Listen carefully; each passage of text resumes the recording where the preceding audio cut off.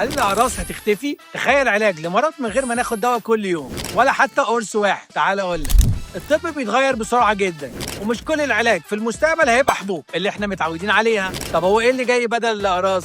بنسميها أدوية طويلة المفعول، يعني حقنة أو تركيبة تشتغل لمدة شهر بدل ما ناخد قرص كل يوم. أو تارجتد ثيرابي اللي هو العلاج الموجه، ده دواء بيشتغل على الخلية المريضة بس ويسيب باقي الجسم، وده بيقلل الأعراض الجانبية جدا.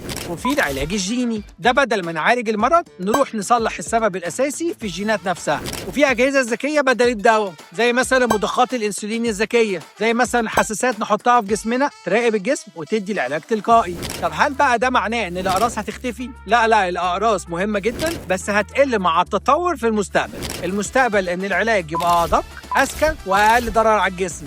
مش يمكن بعد سنين نسأل نفسنا كنا بناخد أقراص لكل حاجة ليه؟ ما تنسوش اكتبوا لي في الكومنتات أسئلتكم، ممكن تكون موضوع الحلقة اللي جاية.